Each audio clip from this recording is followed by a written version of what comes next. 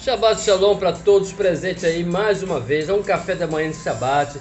Shabbat referente aí após Pêssah. Passamos agora, celebramos um ato de liberdade celebrado há vários e vários anos, desde a criação da humanidade pelo Adão, é claro. E aí estamos aí com a senhora Rejane, senhor Esdras Vinícius, senhor Atos Baruch, não poderia faltar o senhor Yaron. Yaron, como é que tá essa vida, essa semana, as novidades, o que o senhor tem a nos dizer? Você esqueceu de colocar a sua boina? Isso aí, vamos lá, senhor Yaron, camisa bonita, me fale aí, novidades, o que você tem a dizer, o café da manhã está agradável para o senhor? Essa semana foi muito corrida, tá acontecendo um caso que tá rolando na internet, que eu não posso mencionar, senão o YouTube vai censurar o vídeo. Mas vai tem perseguição na escola. Que vai vir um grupo de eventos que estão falando. E eu vou trocar de assunto porque eu não quero que o nosso vídeo seja derrubado. Mas eu tô planejando um projeto pro meu canal. E eu não tô querendo que ele flope. O que é flopar? É o vídeo tipo, pegou 6 visualizações, 5 por aí. E é isso. É isso aí, realmente não entendi muito bem o que você disse, mas de qualquer maneira você está bem de saúde? Sim. Muito bom, isso é importante que você esteja bem de saúde e está feliz, certo? Sim. Ótimo, o café da manhã está agradável? Sim. É bom ter o Shabat, né? É bom. É a coisa boa da vida o Shabat? É. Todos deveriam ter um Shabat em casa? Depende. Tá bom? Muito obrigado aí. Até mais. Uma boa vida e bom Shabbat. Uma boa vida e um bom Shabbat. Shalom. Senhor Atos Baruch, uma palavrinha breve, rápida e singela para quem está te ouvindo agora no futuro. Bem, sobre o assunto que eu vou falar hoje vai ser desastres. É isso. Poxa, animador. Não é o assunto que eu vou falar daqui a pouco. É isso. Não tem muito o que falar por agora. E para quem está tomando café agora, acordou, qual que você tem? Uma frase Bom aí. Shabbat, tem um ótimo café da manhã. Não tenho muito o que falar agora. Tá todo mundo desanimado hoje. Senhor, essa vale uma palavra simples. Bom, ostentação. O que dá pra dizer é isso. O governo adora ostentar o que não pode, né? Eu falo isso daqui a pouco, vocês vão entender bem. Muito bom. E senhora Rejane, aquele bom dia saudável, café da manhã com manteiga. Bom dia, Shabbat Shalom, sejam bem-vindos ao nosso canal. Curta, compartilhe, se você não é inscrito, por favor se inscreva. Também faça comentários, isso ajuda a trazer engajamento para o nosso canal. Hoje a gente vai falar são vários assuntos, sobre morte, sobre alimentação caché e sobre a inauguração do templo, do mexicano, no caso é um tabernáculo. É isso, daqui a pouquinho hoje eu falo um pouquinho mais. Muito bom, saber comer bem, saber fazer educação física, é quase similar a saber torar, né? Obrigado aí, vamos conversar um pouquinho agora, até daqui a pouco, e vocês aí um café da manhã, um ótimo café da manhã, até daqui a pouco e um shalom. Shalom a todos presentes mais uma vez aqui, café da manhã, e estamos agora aí caminhando. Bom, vou comentar algo bem simples aí sobre Taná. Algum tempo atrás eu já estava falando com os senhores, mas eu dei uma parada, acabei parando em juízo. Vou fazer uma pequena recapitulação e a gente vai passar passo a passo, desculpa a redundância, e a gente vai falar aí referente sobre Josué. Josué é um livro que fala sobre coragem. Tem que ter coragem, tem que ter caráter. Você que é mulher tem que ter fibra, você que é homem tem que ter coragem. Então, e principalmente, só coragem, só fibra também não é o suficiente. Principalmente tem que ter instrução. Se vocês observarem todo o livro de Josué, logo depois de Devarim, né, tem aquela explicação. Tenha instrução. Tenha aquele relacionamento com o Eterno dentro do seu quarto fechado em particular. Conversa com ele, tá? Digo aí que não seria nem o ato de instrução, mas o ato de relacionamento entre você e o seu próprio Deus. 2. Tenha instrução. Começa a pesquisar, começa a ver, começa a correr atrás, começa a entender, começa a ouvir as pessoas. Entenda de tudo que está ao seu redor. Desde como cavar um poço para tirar água, até dos assuntos mais profundos que é difícil ter acesso, mas que você corre atrás, você tem conhecimento de como lidar. Tenha a sabedoria antes da inteligência, porque ter sabedoria é se precaver. É assim que a Torá trabalha. E quando você tem aquela questão de se cuidar, você acaba tendo inteligência. 3. Tenha coragem para entender tudo isso e começar a colocar em prática. Preparar, comece a ter ações, tá? E depois do terceiro, 4, se prepara para a guerra. Você não está recebendo todo esse material de informações à toa. Você está numa empresa, trabalhando, recebeu salário alto, recebeu bônus, recebeu bonificação, te prepare. Coisas ruins estão prestes para chegar. Você acabou de receber armamento para se proteger para a época de guerra. A maioria não se protege, chega a guerra, cadê as armas? Foi por isso, tá? E por fim, tá?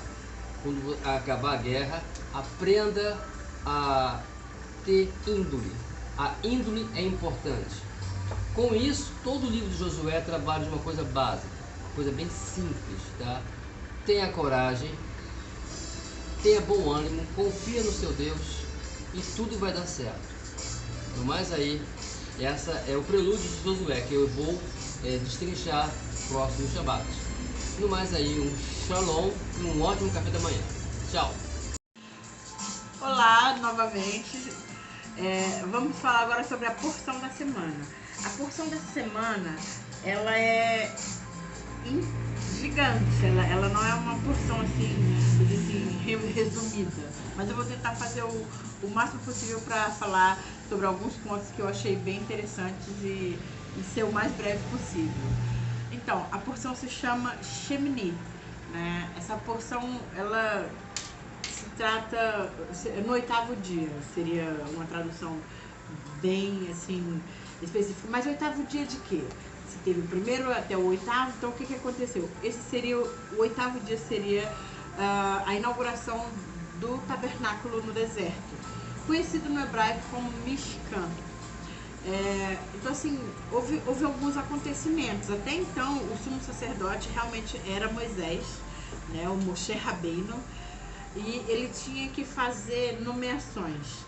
E ele fez então as nomeações sobre quem seria dali em diante, eternamente, de onde viria a dinastia dos sacerdotes, que seria da linhagem de Arão, irmão dele. E quando ele nomeia os filhos de Arão, né, ele não é uma simples nomeação, não é uma ocasião assim comum, corriqueira. É algo muito importante, algo muito intenso que se acontece nessa questão da nomeação dos filhos de Arão. Então, é também colocado nessa paraxá sobre uma outra questão sobre a morte dos 2 filhos de Arão, Aviú e agora esqueci o nome do outro. Quando eles falecem, né, que é dito que eles ofereceram um fogo estranho no templo para o Eterno, significa que tem algumas controvérsias entre os sábios. E eles, tipo assim, comentam que o sangue deles ali, né, eles morreram por conta do pecado do povo. Tipo, como se fosse uma amostra do erro. Quando a comunidade comete um erro, sangue inocente é derramado.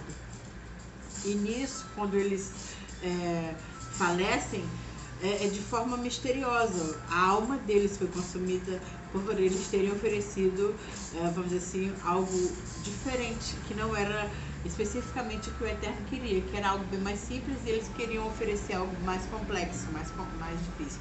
Algumas outras vamos dizer assim, informações rabínicas falam que eles estavam bêbados, outros falam que eles tiveram relações sexuais antes de adentrarem no templo, e isso o Eterno, para eles, não aprovaria algo assim, né? Era um momento de solenidade, qual houve um ponto em que o Eterno disse, não, basta, e tirou a vida dos 2. Tem também nessa porção um ponto assim que é bem intenso, é bem, vamos dizer assim, explicativo sobre a questão da alimentação, né? Sobre comer o animal kasher. A gente come os animais, né? A gente come a vaca, a gente come a ovelha, a galinha, mas a questão é que são animais que são limpos, peixes com escamas, são animais que o Eterno reservou para que a gente consumisse. O porco ele é conhecido dentro, né, como o enganador, Porque a gente come animal com a pata fundida e ruminante. Mas nós não comemos animais que não têm a pata fundida e não é... Por exemplo, tem a pata fundida, mas não é ruminante. Esse é o porco. Mas ele anda rebolando, todo faceiro, como quem diz, olha como eu sou limpo, olha como eu sou caché, podem me consumir, eu sou perfeito. Só que na verdade ele não é. O Eterno não recomenda que a gente se alimente do porco, né? O porco tem uma alma, vamos dizer assim, selvagem. Já os animais que a gente consome, eles têm uma alma, vamos dizer assim, mais domesticada, né? São animais domésticos, certamente, que a gente se alimenta. E também o marisco, né? A gente não come nada de caranguejo, marisco, eu não conheço o nome dos mariscos, camarão, enfim. E peixes que são de couro e barbatana, sem barbatana, a gente também não se alimenta.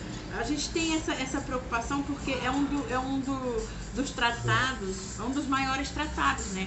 O primeiro tratado é sobre divórcio, assim, que eu acho muito grande, um dos tratados grandes sobre divórcio, mas esse é um dos grandes tratados também, que é a questão da alimentação. Você realmente é aquilo que você come. Você é um porco ou você é um animal domesticado? O porco, se ele for solto na mata, ele come outros porcos, ele é canibal também, ele come seres humanos, ele come carniça, ele come tudo que tiver, raízes. Já o animal não, o animal domesticável não, ele come especificamente aquele alimento que ele vai extrair os nutrientes necessários para o seu desenvolvimento. Essa porção, ela tem essas informações assim que aparentemente, né, é corriqueira, mas são informações muito importantes para a nossa vida. Essa porção vai nos alertar para a gente ser bom. Precisamos ser pessoas bondosas, generosas. Precisamos ser pessoas que estão sempre aptas a praticar coisas boas. É importante isso para a continuidade da humanidade. Então, seja bom com o seu próximo, seja bom com você mesmo. Não se machuque. Os gatinhos estão brigando aqui, roubando a cena. Não se machuquem. E observem as leis do Eterno e coloque a Torá em prática. No mais, tenha uma boa vida e um bom Shabbat. Shabbat Shalom para todo mundo. Bom, como eu havia dito, ostentação. O que é a ostentação? É você basicamente falar, eu tenho, seus otários. E assim, é o que está acontecendo dentro do governo. Foi barrado, né, o Rui Costa não deixou, né, mas ia pegar muito mal, realmente, uma cama, uma mesa e um sofá, se não me engano. Esses 3 itens iam dar R$200 mil. Não, 510 mil. 500, é mais do que eu imaginava, eu achava que era só 200. Ou seja, R$500 mil em 3 peças, o que vai nesse sofá? Diamantes? Entendeu? Assim, é bem óbvio o porquê de ter sido barrado, né? Essa coisa. Aí também a gente tem o Lula visitando alguns países. Ele está na China, né? Lá numa reunião do BRICS. E lá na China ele fez a conhecidíssima pergunta proibida, né? O que é a pergunta proibida? Assim, segue um padrão. Kennedy, Gaddafi, até Saddam Hussein sempre falavam a mesma coisa. Por que o dólar é a moeda mais importante do mundo? Pouco tempo depois, né, que eles falavam isso, não pouco tempo, assim, 1 ano, 2 anos, 3 anos depois, eles acabavam simplesmente falecendo, né, deixando de viver. Assim, é um padrão que se repete, né? E uma coisa que até levemente corrobora com isso, a gente teve uma prisão bem importante lá nos Estados Unidos, né, na quinta-feira, de uma pessoa chamada Jack Teixeira. Quem é Jack Teixeira? Ele era um jovem, acho que ele tinha 22 anos, e ele trabalhava no setor de segurança dos Estados Unidos, né? E ele estava vazando no Discord documentos importantíssimos do Pentágono, né? Documentos que mostram espionagem em países europeus, espionagem em países da América Latina, países asiáticos, documentos de espionagem mesmo. Ele vazou isso tudo. Ele foi preso, né, pelo FBI na quinta-feira, não teve resistência nenhuma, ele foi preso normalmente.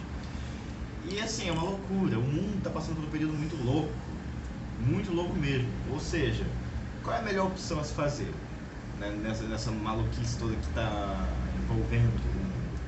é focar no seu micro. Porque você focando no seu micro, esquecendo o macro, a sociedade, tudo à sua volta, você meio que cria uma barreira, você se protege, né? Ou seja, foquem no seu micro. Vai ser necessário demais isso nesses próximos anos. E é isso. Se cuidem, que não tá fácil. Não tá fácil nem um pouco. E é isso. Bom dia, Shabbat Shalom para todo mundo. A gente está aqui mais uma vez continuando a educação. Ela vai chegar ao fim dela ainda, daqui a algumas semanas. Mas a gente vai agora falar sobre as polêmicas, o porquê que tem... Eu comentei com essa semana retrasada com vocês, só que eu não entrei com muito detalhe do porquê que tem mais área de humanas do que área de exatas. Tipo, dão mais vagas. Por exemplo, o cara fez, um estudante fez o Enem, geralmente como todo ano faz. Aí ele obteve 600 pontos na prova do Enem. Aí não disponibiliza a área de exatas, mas disponibiliza a área de pedagogia, filosofia.